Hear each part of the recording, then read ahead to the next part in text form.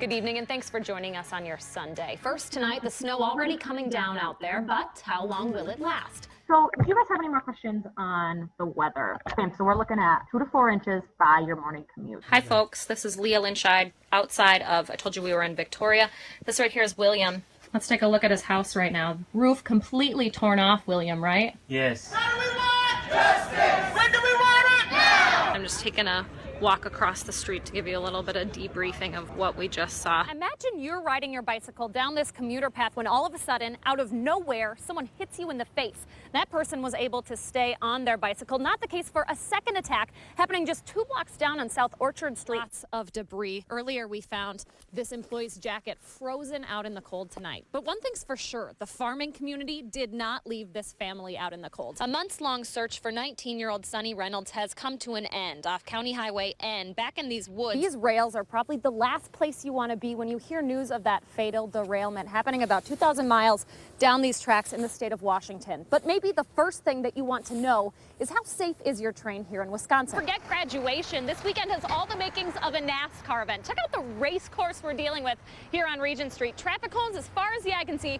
Traffic backed up all the way in the other direction. Good morning, Leah. What are you doing? Apparently running. Good morning, folks. I'm getting ready for Ironman, lacing up my running shoes, and you might actually want to do the same because honestly, running or walking might be faster than trying to drive on some downtown city streets. Let's go take a look at the action this evening. We've got a couple of volunteers on hand for the special call-in. Again, the phones have been online here for about 10 minutes, and they're going to be here for the next couple of hours. Now, let's take a look at one of those crevices I was talking about. Here is where the bed bugs love to hide. You see how dark that can get in there? There are condos, there are apartments. Right across the street, a bank, and then a gas station. There are kids playing outside. It's the middle of the morning, and then all of a sudden, a bullet shatters your car window.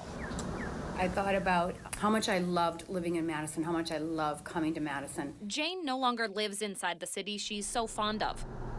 Yesterday, though, she made the trip to visit some family. Mid-morning, beautiful day, great mood, driving down the street. I was at the corner preparing to make my left turn onto Gammon. She's recounting the couple of seconds leading up to a crime. And all of a sudden it was as if my world exploded. That could have killed her. It was a split-second pop. I looked to my right and I noticed my window was shattered.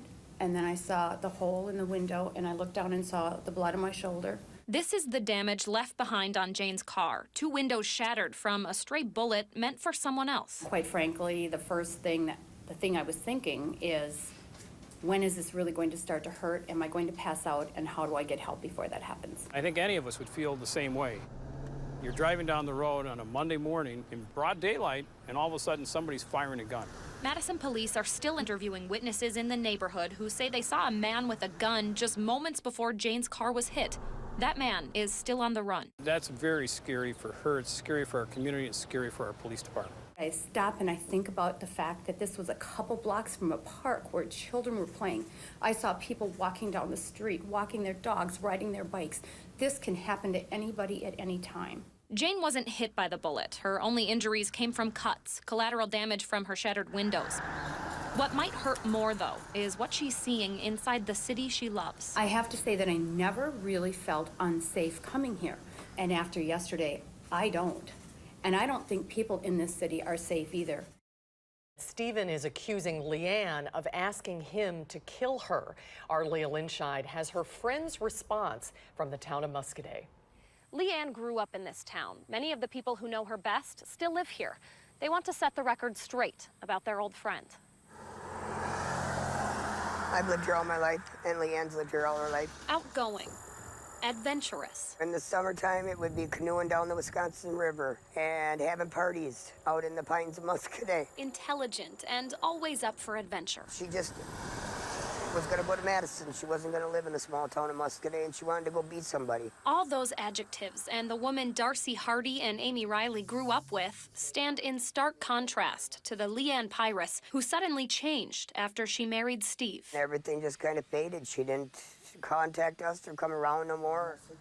Both women say Leanne battled depression in recent years. Communication between them seemed to fall off during her 20-year marriage. Neither had heard from her since April. So, when Amy reached out to Steve in July about a trip with Leanne to Illinois, I asked him, is Leanne okay? And he's Like, she has her good days and bad days. And she won't be going to Illinois anytime soon. Police say Steve is going to blame her and say this is what she wanted. Do you think that's true? No, it's not. Leanne would never want that. I don't believe that she would ever ask him to kill her. No, I don't believe that at all. And none of us do down here. Still, that doesn't make it any easier. Well, ask ourselves why. Why we didn't see it.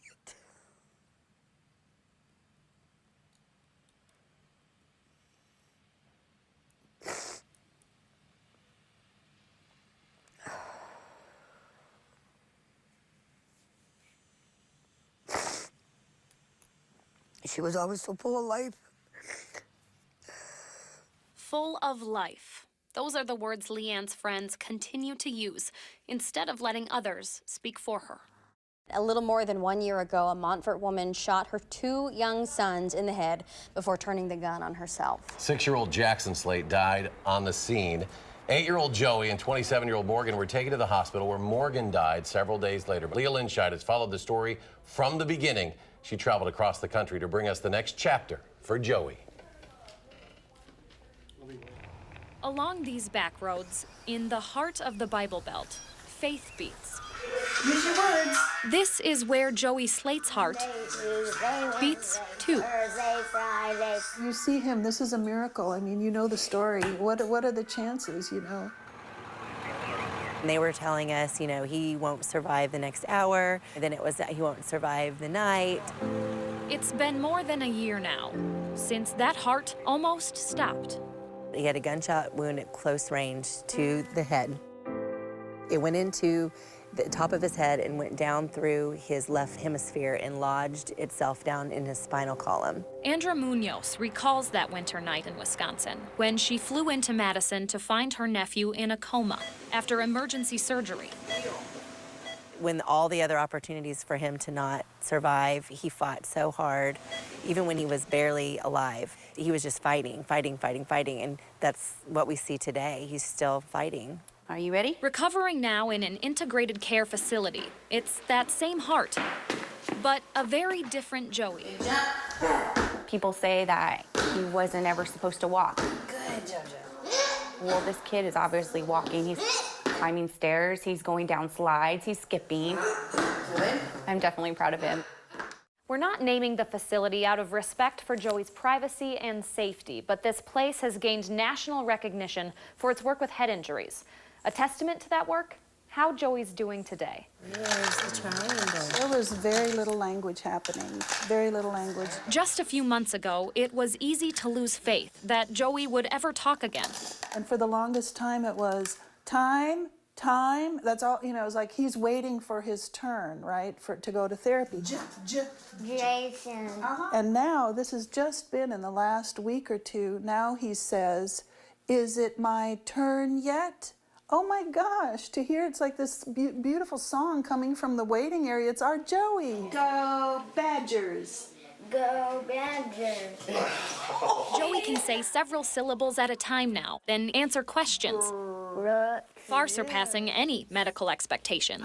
I mean, I don't even know how you can describe it. Doctors still are baffled. Every doctor that he's ever had is baffled. I want to go outside.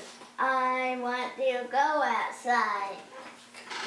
So, caretakers are convinced.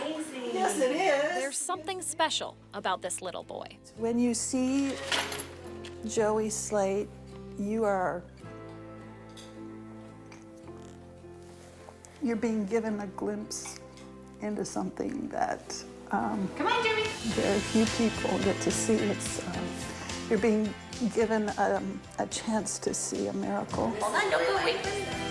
That's what I would say. He's a miracle. This heart that's set on healing has made an impact reaching far past these woods. In fact, it may not be only those Bible Belt believers who have faith in the future. He's got a story to tell, and there's a reason he's here, and I just can't wait to see what that's going to be, because it's going to be something really special. I have a vision of this boy walking through my door when he's, 18, and just being okay, and, you know, it could happen.